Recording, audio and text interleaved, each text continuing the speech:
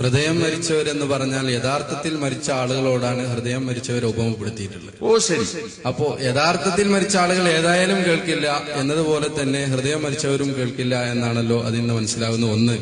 അതിനു പുറമെ ശരിയാണ് നിങ്ങൾ പറഞ്ഞ ജീവിച്ചിരിക്കുന്ന ആളുകളോട് സലാം പറയുന്നത് പോലെ മരിച്ചവരോട് സലാം പറയുന്നു എന്ന് നാം ഒരുപോലെ തുല്യതപ്പെടുത്താൻ പറ്റുമോ? ഇല്ല. കാരണം നമ്മൾ സാധാരണ പറയാറുള്ളതാണ് പള്ളിക്കാട്ടിലേക്ക് സലാം പറഞ്ഞതുപോലെ എന്ന്. അതായത് ജീവിച്ചിരിക്കുന്ന ഒരാളോടുള്ള ആഭിമുഖ്യമല്ല മരിച്ച ആളോടുള്ളത്. അദ്ദേഹത്തിന് കേൾപ്പിക്കാൻ കഴിയില്ല എന്ന ആയത്തിന് വ്യക്തമാക്കുന്ന വാക്കുകളാണ് നാം തന്നെ പറയുന്നത് പള്ളിക്കാട്ടിലേക്ക് സലാം പറഞ്ഞ പോലെ. ജീവിച്ചിരിക്കുന്ന ഒരാളെ കുറിച്ച് നാം ഇങ്ങനെ പറയുന്നുണ്ടോ? എങ്കിൽ ഖബറിലുള്ള ആളുകൾക്ക് ഇല്ല. ഒരു മൊബൈൽ ഫോൺ നൽകിയാൽ അവർക്ക് ഇങ്ങോട്ട് ഈ സന്നിധ ഘട്ടത്തിൽ അവർക്കൊന്ന് മിസ്സടിച്ചുകൂടെ? എങ്കിൽ നമുക്ക് അതിന് വേണ്ട പ്രതികരിക്കാമല്ലോ. അതെ, പ്രതികരിക്കും. ഒന്ന് എണീറ്റിട്ട് ചോദിച്ചാൽ നിങ്ങൾ ആളുകൾക്കൊക്കെ ഒന്ന് കാണാൻ അല്ല സൗകര്യം ഉണ്ടെങ്കിലും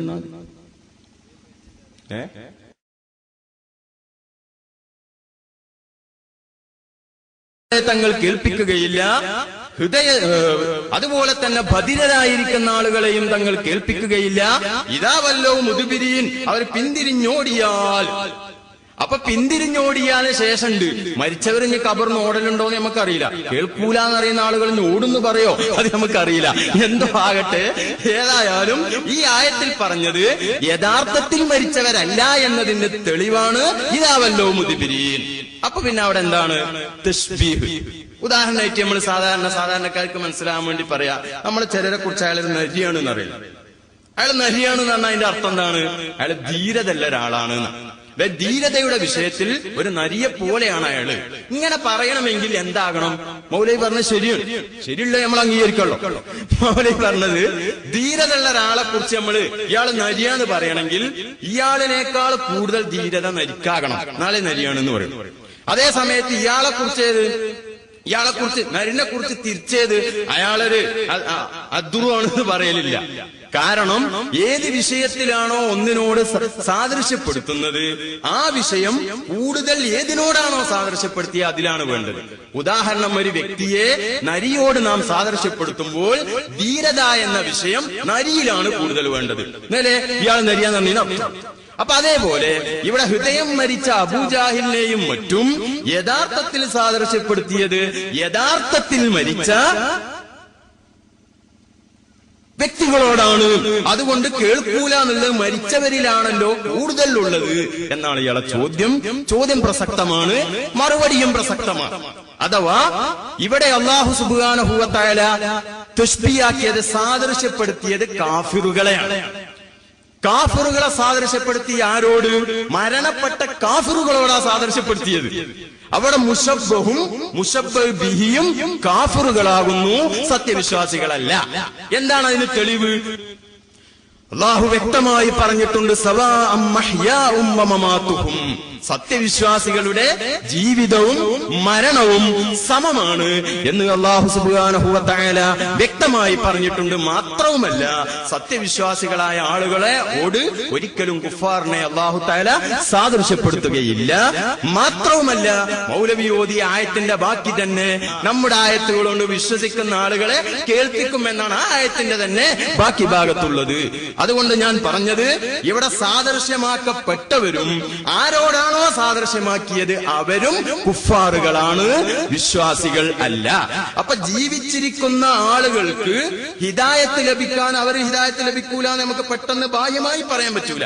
അതേ സമയത്ത് ഇനി ഒരിക്കലും ഹിദായത്ത് ലഭിക്കൂല എന്ന് ഉറപ്പായി അവിടെ മരണപ്പെട്ടതിന് ശേഷം. കാരണം മരണപ്പെട്ടതിന് ശേഷം ഇനി ഒരിക്കലും വിശ്വസിക്കൂല, ആ വിശ്വസിക്കാനുള്ള സാഹചര്യമില്ല. അതേ സമയത്ത് ജീവിച്ചിരിക്കുന്നവരിൽ ബാഹ്യമായിട്ട് അതിനുള്ള സാഹചര്യമുണ്ട്. അപ്പൊ കേൾക്കുകയില്ല, ഈമാൻ സ്വീകരിക്കുകയില്ല എന്നത് ജീവിച്ചിരിക്കുന്നവരെക്കാൾ കൂടുതലുള്ളത് മരണപ്പെട്ടവരിലാണ്. അതുകൊണ്ട് ആ വിഷയത്തിൽ അവരോട് സാദൃശ്യപ്പെടുത്തിയത്. അപ്പൊ മുശബ്ബഹും മുശബ്ബഹ് ബിഹിയും കുഫാറുകളാണ്, സത്യവിശ്വാസികളല്ല. ജീവിച്ചിരിക്കുന്ന കാഫിറുകളിൽ ലാഹിറായിട്ട് വിശ്വസിക്കാനുള്ള സാധ്യത ഉണ്ടെങ്കിലും മരിച്ചവരിൽ അത് തീരെ ഇല്ലാതെ ആയതുകൊണ്ട് പറഞ്ഞാൽ കേൾക്കൂല എന്നുള്ള വിഷയം കൂടുതൽ മരണപ്പെട്ടവരിലാണുള്ളത്. അതുകൊണ്ടാണ് അവരോട് തശ്ബീഹാക്കിയത്. ഒന്നാമത്തെ ചോദ്യത്തിന്റെ മറുപടി. പിന്നെ രണ്ടാമത്തത്, മരണപ്പെട്ടവർ കേൾക്കുകയാണെങ്കിൽ ഒരു മൊബൈലാണ് വെച്ചു കൊടുത്താ പോലെ. എന്നാല് പുലെല്ലാം മിസ്സും ഇങ്ങോട്ട് അടിക്കുകയാണെങ്കിൽ ഈ മലക്കുകളെ ചോദ്യം നടക്കുമ്പോഴേ അവിടെ ഒരു ഫോൺ വെച്ചു കൊടുത്താക്കി ഫോൺ വെച്ചിട്ട് കേൾക്കുന്നുണ്ടോ നോക്കുക. കേൾക്കുന്നില്ലെങ്കിൽ അതുകൊണ്ട് ഖബറിന്റെ ചോദ്യം എല്ലാം നിങ്ങൾ തീരുമാനിക്കും. എന്ത് ചെയ്താൽ മൻ റബ്ബുക വമൻ നബിയുക എന്നൊക്കെ ചോദിക്കുന്നു. ഇപ്പൊ സഹിയ ഹദീസിലുണ്ടല്ലോ. അപ്പൊ എപ്പോഴാണ് ചോദിക്കുക? മരണപ്പെട്ട ഉടനെ തന്നെ അസ്ഹാബ് തിരിഞ്ഞു പോകുന്ന സമയത്തുണ്ട് മലക്കുകൾ വരുന്ന. അപ്പൊ ഒരു മൊബൈൽ ഫോൺ വെക്കുക. അപ്പൊ റേഞ്ചില്ല, ഖബറിന്റെ ഉള്ളിൽ റേഞ്ച് ഇട്ടൂല എന്നാ മറ്റേ ഫോൺ വെച്ചാൽ എന്നിട്ട് ആ സംഭാഷണം ഒന്ന് കേൾക്കട്ടെ. ഞാനവേ കേൾക്കുന്നില്ല നിൽക്കുക. അതുകൊണ്ട് തീരുമാനിക്കാൻ പറ്റുമോ? മാത്രവുമല്ല, മരണപ്പെട്ടവരുടെ ലോകം അത് ആത്മാക്കളുടെ ലോകമാണ്. ആത്മാക്കൾക്ക് മൊബൈൽ ഫോണിന്റെ ആവശ്യമില്ല. ആത്മാക്കൾ കാര്യങ്ങളൊക്കെ നിർവഹിച്ചു കൊണ്ടിരിക്കുന്നത് ഇതേ കിതാബ് തന്നെ പറഞ്ഞിട്ടുണ്ട്. മിസ്സടിക്കണത് എങ്ങനെ അടിക്കുക? ഇയാള് പറയുന്നുണ്ട്, മരിച്ചുപോയ വ്യക്തി ഒരാളുടെ വീട്ടിൽ പൂച്ച ചത്ത സംഭവം വരെ പറഞ്ഞു കൊടുത്തത് ഈ കിതാബിൽ ഇബ്നുൽ ഖയ്യിം രേഖപ്പെടുത്തിയിട്ടുണ്ട്. ഏത്? ഒരാളെ മരണപ്പെട്ടുപോയി, പിറ്റേ ദിവസം അയാളെ വീട്ടിലെ പൂച്ച ചത്ത.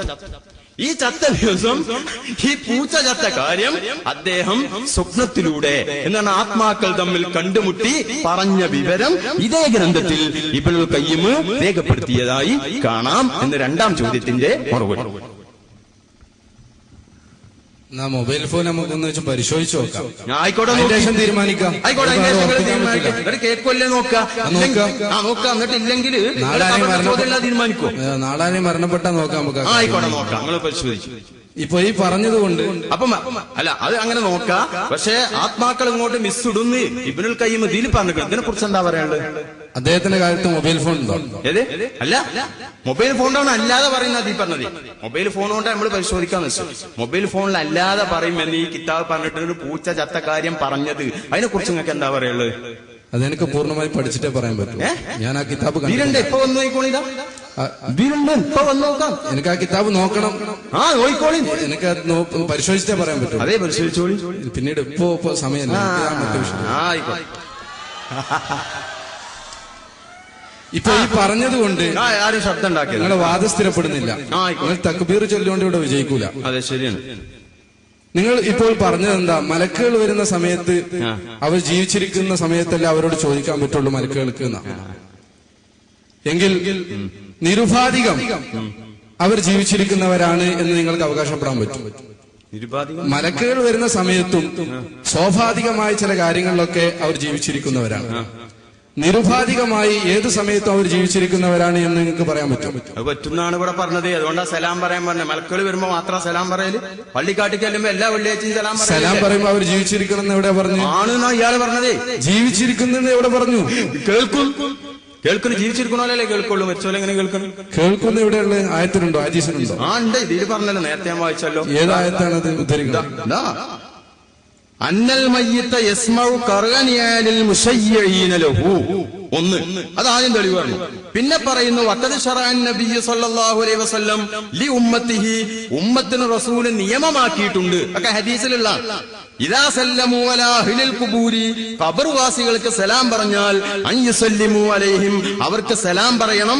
സലാമ മൻ യുഖാതിബൂനഹു, അഭിമുഖമായിട്ട് പറയുന്ന സലാമാ പറയേണ്ടത്. അതിപ്പോ ഈ ഖബറിൽ ചോദിക്കുമ്പോ മാത്രമല്ലല്ലോ സലാം പറയല്. എത്ര കാലം കഴിഞ്ഞിട്ട് ഖബർ സാനിയിലേക്ക് ചെന്നാലും സലാം പറയൽ സുന്നത്താ. എന്നിട്ട് പറയുന്നു വഹാദാ ഖിതാബുൻ ലിമൻ യസ്മഉ വയഅഖിലു, കേൾക്കുകയും മനസ്സിലാക്കുകയും ചെയ്യുന്ന ആളോടുള്ള ഖിതാബാണ്, അഭിമുഖമാണ്. വലൗലാ ദാലിക, അവർ കേൾക്കൂല മനസ്സിലാക്കൂല എങ്കിൽ ലകാന ഹാദൽ ഖിതാബു ബിമൻസിലത്തി ഖിതാബിൽ മഅദൂമി വൽ ജമാദി, ജമാദാകുന്ന ഈ തൂണിനോട് അസ്സലാമു അലൈക്കും എന്ന് പറഞ്ഞ മാതിരിയായി. അപ്പൊ ഈ സലാം പറയല് ഈ ചോദ്യം ചോദിക്കണമെന്ന് മാത്രം എല്ലാ കാലത്തും സലാം പറയൽ സുന്നത്ത്. അപ്പോഴൊക്കെ കേൾക്കുകയും ചെയ്യുന്നുണ്ട്, അവർ ജീവിച്ചിരിക്കുന്നുണ്ട്. മാത്രവുമല്ല, മരണം കൊണ്ട് ഭൗതിക ശരീരവുമായി വേർപിടിയാന്നുള്ളത് മാത്രമേ ഉള്ളൂ. ആത്മാവ് മരിക്കുന്നില്ല. മരണത്തോടുകൂടെ ആത്മാവ് മരിക്കുന്നില്ല. ഭൗതികമായ ശരീരവുമായി ആത്മാവ് വേർപിടുകയാണ് ചെയ്യുന്നത്. അതുകൊണ്ട് ആത്മാവ് മരിക്കുന്നില്ല എന്നാണ് മുസ്ലിം ലോകത്തിന്റെ വിശ്വാസം. ആ ആത്മാവിന് ഈ ഖബറുമായിട്ട് ബന്ധമുണ്ടാകുമെന്ന് മഹാനായ ഇബ്നു ഹജർ അൽ ഹൈതമി റഹ്മഹുല്ലാ അദ്ദേഹത്തിന്റെ ഫതാവൽ ഹദീസിയയിലും അതുപോലെ തന്നെ ഇമാം സുയൂത്തി റഹ്മഹുല്ലാ അദ്ദേഹത്തിന്റെ അൽ ഹാവിലിൽ ഫതാവ എന്ന ഗ്രന്ഥത്തിലും ഒക്കെ പറഞ്ഞത് കാണാം. അതുകൊണ്ട് മരണത്തോടുകൂടെ മരണം എന്ന് പറഞ്ഞാൽ തന്നെ ഭൗതികമായ ശരീരം അവരുടെ ആത്മാവുമായി വേർപെടുക എന്നതാണ് മരണം. ആത്മാവിന് മരണമില്ല എന്ന് ഹദീസ് കൊണ്ടും ആയത്ത് കൊണ്ടും സ്ഥിരപ്പെട്ട സംഗതിയാണ്. അതുകൊണ്ട് ഈ ആത്മാവാണ് കേൾക്കുന്നതും അതുപോലെ ആത്മാവാണ് അറിയുന്നതും. ആ ആത്മാവിന് ഈ ഖബറുമായി ബന്ധമുണ്ട്. അതുപോലെ തന്നെ ശുഹദാക്കളെ കുറിച്ച് അല്ലാഹു തആല പറഞ്ഞു, അവർക്ക് ഭക്ഷണം നൽകപ്പെടും എന്ന് ശുഹദാക്കളെ കുറിച്ച് പറഞ്ഞു. അതുപോലെ മറ്റുള്ളവരെ കുറിച്ചും അവർ കേൾക്കുമെന്ന് വ്യക്തമായ ഹദീസുകളിൽ നിന്നും പണ്ഡിതന്മാർ വിശദീകരിച്ചതാണ്. അതുകൊണ്ട് മരണത്തോടു കൂടെ ആത്മാവ് മരിക്കുന്നില്ല, ശരീരവുമായി ആത്മാവ് വേർപെടലാണ് മരണം. ഇക്കാര്യം മഹാനായ ഇമാം ഗസാലി അതുപോലെ തന്നെ ഇമാം ബൈലാവി തുടങ്ങി ലോകത്തുള്ള മുഴുവൻ പണ്ഡിതന്മാരും രേഖപ്പെടുത്തിയിട്ടുണ്ട്.